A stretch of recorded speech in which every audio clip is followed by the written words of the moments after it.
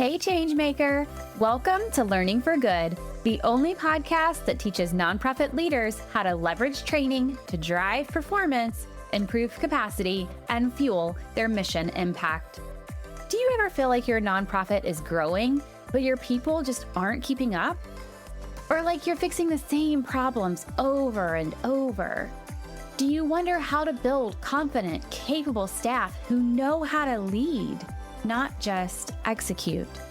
If we haven't met yet, I'm Heather, and I know how hard it can feel to get people to do what's expected of them. Trust me, I have 3 kids.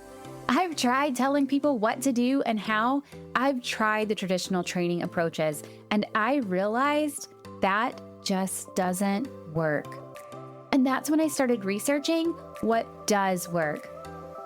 Now, I help mission-driven leaders use learning to drive performance, build capacity, and make change that lasts. And I'm sharing it all on this podcast. So block your calendar, turn off your Teams or Slack chat, and let's dive in. It's Learning for Good. I want to be an early riser. I want to wake up, have coffee in the quiet, watch the sunrise, and start my day right. So why is it that when my alarm goes off, I hit the snooze button more than once? Is it that I don't know how to wake up early? No, it's that my motivation is low when that alarm goes off. So telling me to wake up or training me to get out of bed won't help. Here's the thing I see so often. We throw training at every performance problem we see. Yet all performance problems aren't the result of a skill gap. In fact, many are due to some other factor like mindset or motivation. And if you offer training for a mindset or motivation problem, performance won't change. So how do we spot a mindset or motivation problem versus a skill one? That's what we're going to explore today. Let's dive in. It's Learning for Good.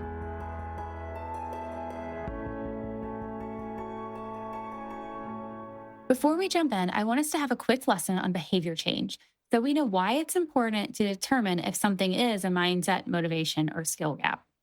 So in his book, The Power of Habit, Charles Duhigg talks about the habit loop. If we want to create behavior change, right? If we want to change behavior, we need a cue, a routine, and a reward. So something triggers the change, you implement the change, and then you see, feel, receive some sort of reward. That's more than just skill. So if we want to create behavior change, we need more than just skill. James Clear has a similar model, but adds craving in as the second part of the process, and he changes routine to response. So his model is cue, craving, response, reward. So in addition to something triggering the change, you also have to want it before you can respond or implement the change. Again, this is more than just skill. So let's take smoking as the example. Most people know that smoking is bad for their health, but they continue to smoke. So we, as a society, at least in the US, made it inconvenient for them. No smoking areas, extra taxes. And I'm sure some people stopped smoking. But most people don't quit until they receive some sort of diagnosis, because that's when the motivation is strong. We want to create behavior change, which we do when we talk about improving performance. If we want to create behavior change, we have to move beyond knowledge and skills, and we have to offer the right solution for the right problem. James Clear, I mentioned him before, he's the author of Atomic Habits. He shares that when trying to make a change, 8 out of 10 times we go back to our old habits. So we have to think differently about creating change. We can't just offer training. We have to spend time figuring out why the person isn't doing what we need them to do. We have to diagnose that root cause and then provide the right solution. Is it a skill issue? Maybe, but maybe not. So here's what we need to do. We've got to ask some questions and think critically about what's happening inside of our organization across our teams. For starters, do your people know what they should be doing? Has it been communicated? Is it clear? I often see gaps here. Leaders think the expectation is clear, but it isn't, and staff are trying to guess what they need to do. If this is your pain point, creating tailored communications, documenting processes, offering checklists, and providing other similar resources is a great place to start. People need to know what is expected of them. Second, do your people know how to do what they need to do? This is a skill issue. If they know what to do, but they don't know how to do it, they will be frustrated and they will not meet your expectations. If this is your pain point, create training or workshops, pair people up with their peers, find a mentor or coach for them, and focus on building those skills.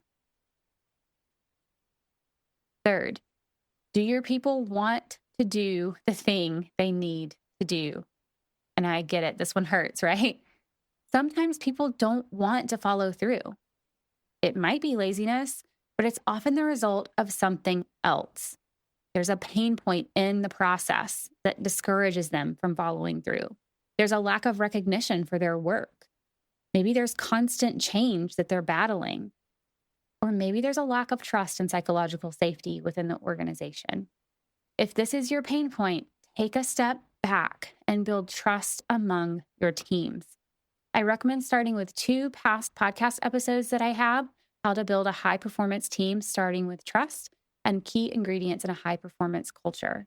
These 2 episodes are a great way to start to get a handle on what it means to build trust in your organization. But that trust, it has to exist for people to be motivated to do the work. Now, the last one. Have your people made the decision to do the work? Have they committed to it? To decide something means every other option is no longer an option. They are committed to doing what they need to do. And to me, this goes back to mindset. I started this episode saying, I want to be an early riser. I didn't say I am an early riser. My identity is not in it. I have not made the decision that that is who I am. I have not committed, and so I have not followed through. This is why it's so important to start with a performance diagnostic before you offer training. Training is a great solution. It's what I do. If you've been around this podcast, you know that. I love training, but it isn't always the right solution. We have to find the problem. Is it a mindset issue, a motivation one? Is there a true skill gap? And if we can identify the root cause, we can offer the best solution to that problem. And then everybody wins. That's it for today. I'll see you next time on Learning for Good.